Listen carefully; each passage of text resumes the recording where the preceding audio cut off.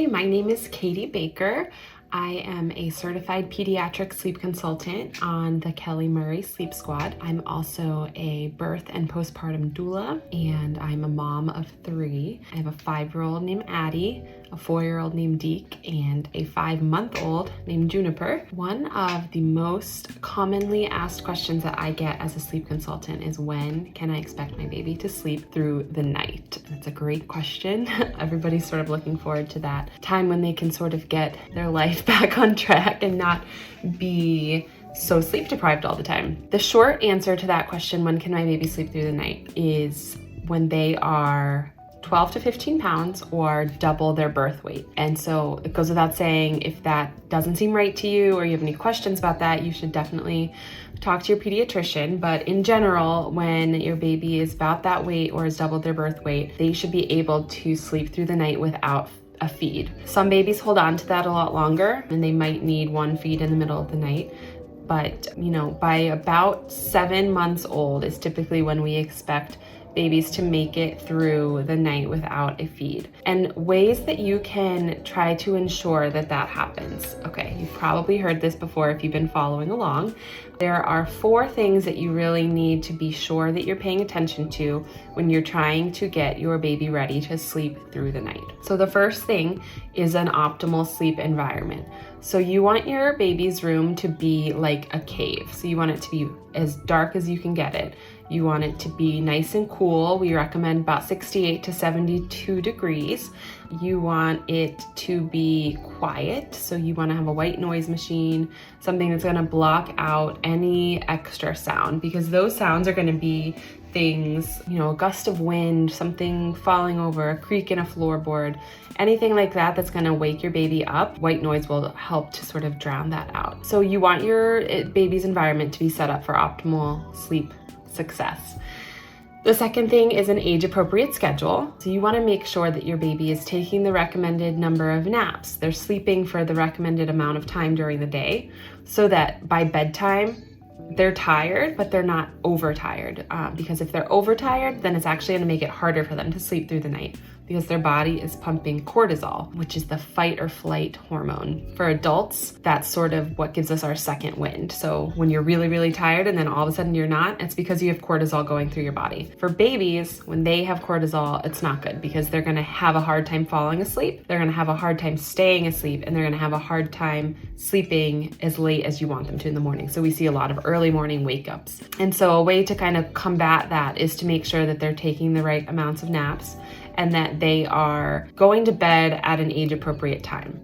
Typically, that's somewhere between 6:30 and 8:30, but if your family schedule is a little different than that, it might be different than that. Okay, so we have the environment, the schedule, adequate nutrition. So you want to make sure that your little one is fed enough during the day, that they can make it through the night. So when you start to drop those night feeds, you might start feeding more during the day, whether that's increasing solids, depending on what age they are, increasing the volume of formula that you're giving them, or increasing the number of times and the length of time that you're breastfeeding during the day. You just want to make sure that during the day they're getting plenty of calories, plenty of nutrition, so that they're then able to sleep through the night. The last thing that you need, which is typically the thing that people have the most trouble with at this age, is teaching those independent sleep skills.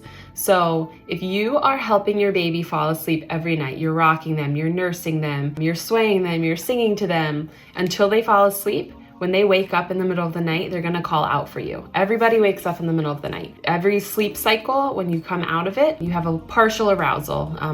Your brain is just making sure that you're good to go, back to sleep. As adults who sleep well, we don't even notice it. But for kids who do not have an easy time falling asleep on their own, when they wake up between those sleep cycles, they're going to cry, call for you until you come to help them back to sleep, which means you're not going to get a full night of sleep. So by teaching those independent sleep skills, when your baby sort of comes to between sleep cycles, they're going to be like, sweet, I'm good.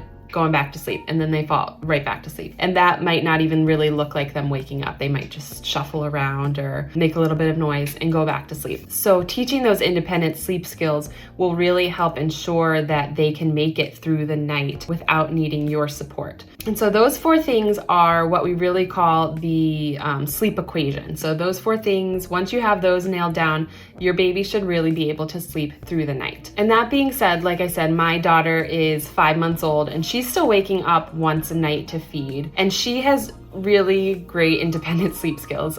Pretty much since the beginning. She's my third, so I sort of just blame it on that. She's the third kid, so she has had a lot of chances and opportunities to self-soothe, fall asleep on her own, which she does really well. And we stick to a pretty reasonable schedule. Her environment's good.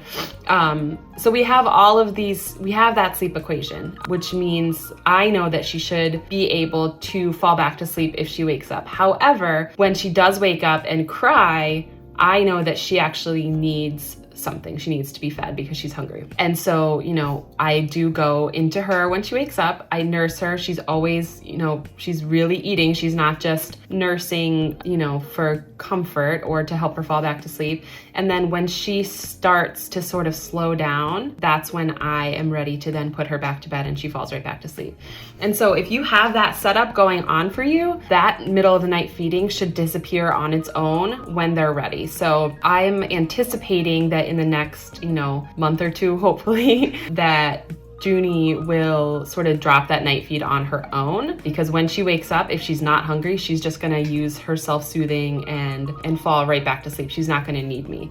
And that's one of my favorite things about having that sleep equation and sort of sleep training your baby, is that when they wake up and they cry that they need you versus that they, just need that help going back to sleep. So if you have any questions or want to learn more about how to help your baby sleep all the way through the night, feel free to book a consult call, a free discovery call on the Kelly Murray website, and you'll be hooked up with one of the amazing members of the Sleep Squad, and then we can help you go from there. Thank you.